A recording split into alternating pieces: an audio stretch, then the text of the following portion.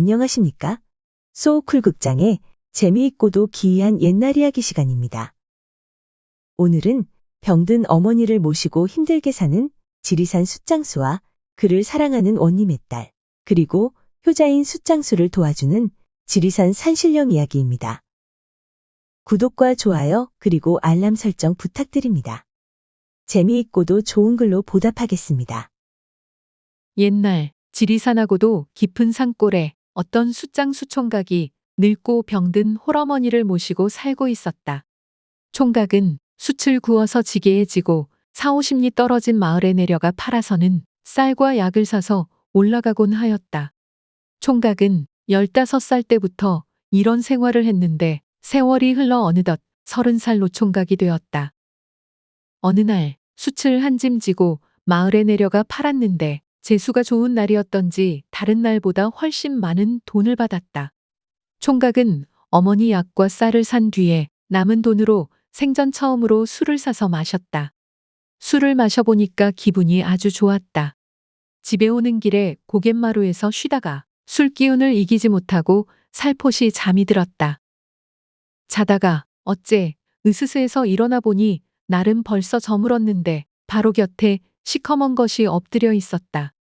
깜짝 놀라 쳐다보니 그 시커먼 것은 호랑이였다. 호랑이는 총각을 등에 업고 달리더니 집 문 앞에다 떨어뜨렸다. 어머니는 날이 저물었는데도 아들이 돌아오지 않으니 걱정되었는지 아픈 몸을 이끌고 밖에 나와 기다리고 있었다. 총각은 방으로 모시고 들어가 걱정을 끼쳐서 죄송하다고 말하고는 어머니께 저녁 진지와 약을 드렸다. 드러누워서 가만히 생각해 보니 평생 안 하던 일을 처음 했는데 그걸 어찌 알고 와서는 자기를 집까지 태워왔는가? 또 집은 어찌 알았을까? 총각은 호랑이가 참 기특하고 고마웠다. 이튿날 새벽 숯짐을 지고 마을에 내려갔는데 낯선 사람들이 방문을 붙이고 있었다. 무슨 내용이냐고 물으니 그 고을언님이 셋째 사윗감을 고른다는 내용이라고 하였다. 그 고을언님은 딸이 셋인데 위로 둘은 벼슬 깨나 하는 양반에게 시집을 보냈고 셋째 딸은 얼굴이 예쁜 데다가 매우 똑똑하여 그에 걸맞은 사윗감을 고르기 위해 방을 붙인 것이라고 하였다. 총각이 숯을 다 팔고 나서 보니 원님의 사위가 되려고 여러 사람이 동원으로 가는데 자기보다 못생긴 사람들이 많았다. 자기도 모르게 동원 문 앞으로 가서 잠시 기웃거렸는데 숯검정이 묻어 얼굴이 새까만 데다가 옷까지 남루하니 아무도 거들떠보는 사람이 없었다. 원님의 딸이라니 언감생심, 꿈도 못 꿀 일이었다. 그림의 떡이라고 생각한 총각은 발길을 돌려 터덜터덜 집으로 돌아갔다. 고개마루턱에 이르니 해가 뉘엿뉘엿 지고 있었는데 어제 그 호랑이가 앞을 막더니 타라는 신용을 하였다. 총각이 호랑이 등에 타니 녀석이 어디로인지 달리다가 웬 고래등 같은 기와집담을 넘어 들어가서는 그를 내려놓았다. 그곳은 고을언님의 셋째 딸이 거처하고 있는 별당 앞이었다. 한편 원님의 딸은 그날따라 웬일인지 가슴이 두근거리고 잠이 오지 않았다. 아버지가 자기의 남편감을 구한다고 방을 붙여 수많은 사람이 몰려들었는데 마음에 드는 사람이 하나도 없어 마음이 편치 않았다. 그런데 왜 이렇게 가슴이 두근거릴까? 이상하다고 생각하며 방 안에 앉아 있는데 갑자기 밖에서 쿠웅하는 소리가 났다. 놀란 원님의 딸이 밖에 나가 보니 어디서 나타났는지 몰라도 남루한 옷을 입은 데다 얼굴까지 시커먼 청년이 서 있었다. 하지만 생긴 것이 범상치 않은 데다 이상하게도 마음이 끌렸다. 오늘 저녁 내내 가슴이 두근거린 것이 이 사람 때문이었나 하는 생각도 들었다. 원님의 딸은 그 사람에게 일단 방으로 들어가자고 하였다. 총각은 영문을 몰라 어리둥절해 하다가 나는 속히 집으로 가야 합니다. 하고 말했다. 그러자 처녀는 여하튼 잠깐만 들어오세요. 하고 끌었다. 숫장수 총각이 방으로 들어가자 낭자가 물었다. 당신은 어디 사는 누구신가요? 나는 지리산 골짜기에서 어머니하고 둘이 사는 숫장수입니다. 오늘 마을에 가서 숯을 팔고는 집으로 가는 도중에 호랑이를 만났는데 등에 타라고 했습니다. 그러더니 여기에 내려놓기에 여기가 어딘가 하고 생각하면서 밖에 서 있었습니다. 이 말을 들은 원님의 딸이 생각했다. 호랑이 등을 타고 오다니 보통 사람은 아니구나. 원님의 딸은 몸종을 불러 목욕물을 데워오라고 하였다. 그가 목욕을 마치자 옷을 갈아입힌 다음 아버지에게 데려갔다. 원님이 보니 지금까지 만나본 어느 사윗감보다 잘생겼다.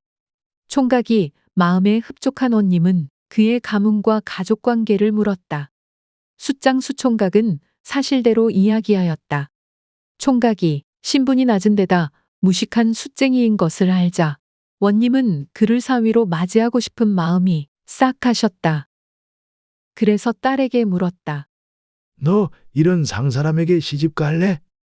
예, 그 사람한테 시집 가겠습니다. 안 된다. 가겠습니다. 내가 저 사람하고 산다면 골원인 내 체면이 말이 아니다. 양반이 어떻게 미천한 숫장수에게 딸을 주겠느냐? 안 된다. 그러나 처녀는 그 사람과 혼인하겠다고 고집하였다. 호통을 쳐서 숫장수 총각을 쫓아낸 원님은 딸이 거처하는 방을 하인들에게 24시간 내내 지키게 하였다. 총각은 집으로 돌아왔는데 그동안 숯을 팔지 못하여 집에 먹을 것이 없었다. 그래서 다음 날은 두 번 마을에 다니기 위해 깜깜한 새벽에 숯짐을 지고 집을 나섰다.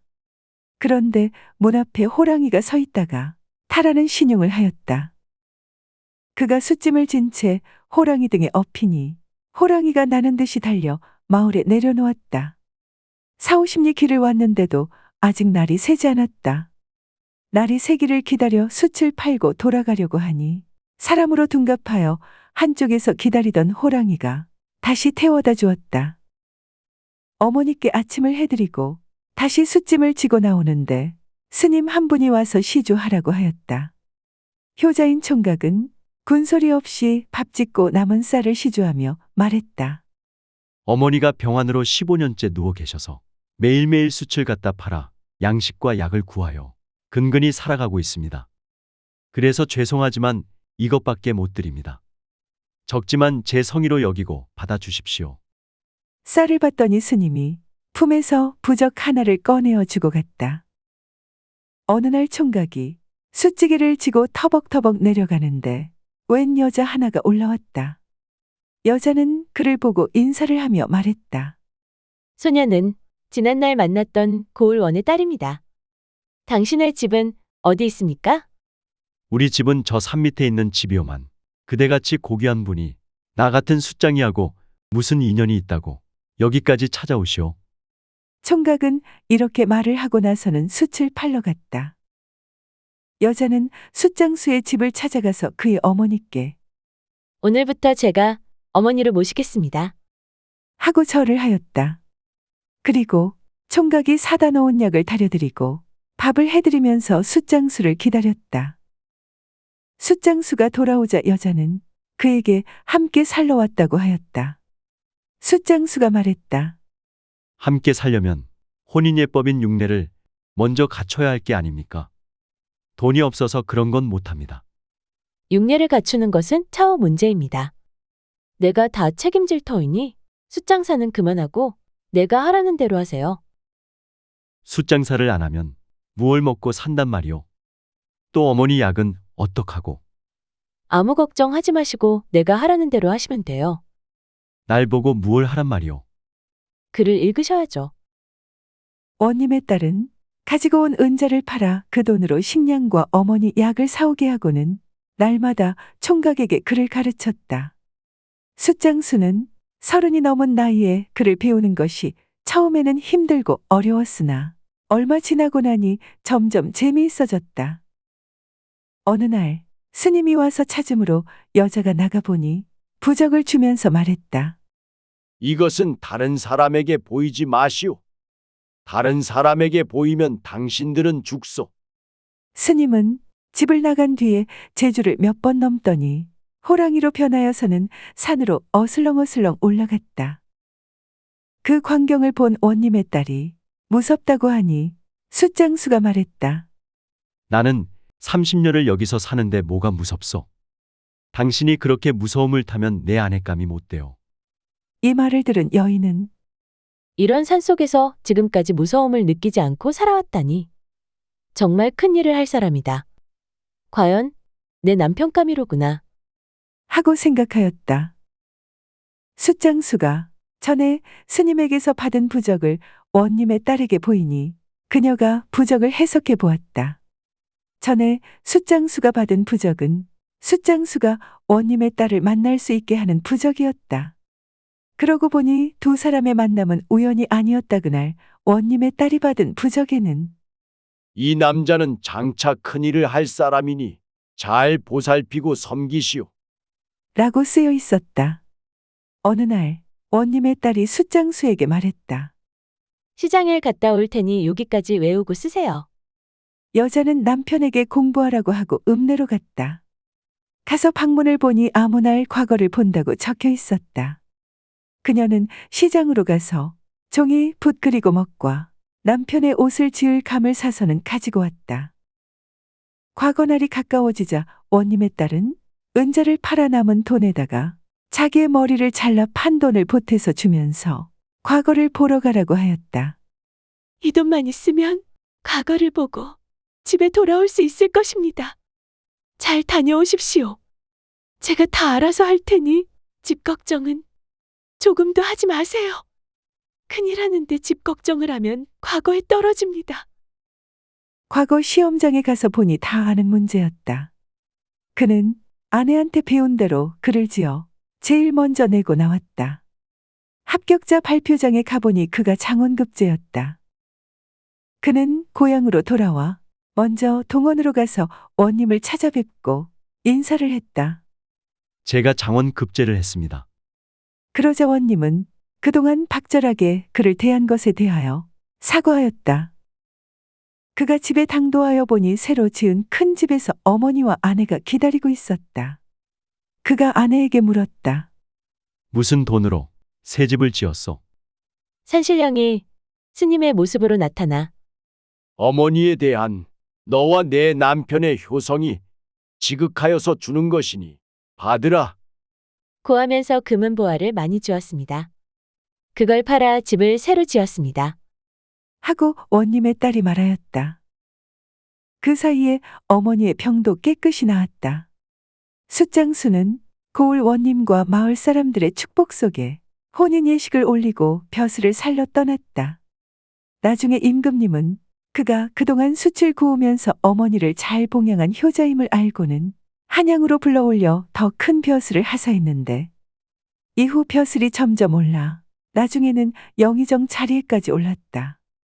숯을 굽던 사람이 영의정이 된 것은 조선시대 전체에서 전무후무한 일이었다고 전한다. 들어주셔서 고맙습니다. 용어풀이 참고문헌 및 자료 출처 소개에 올리겠습니다.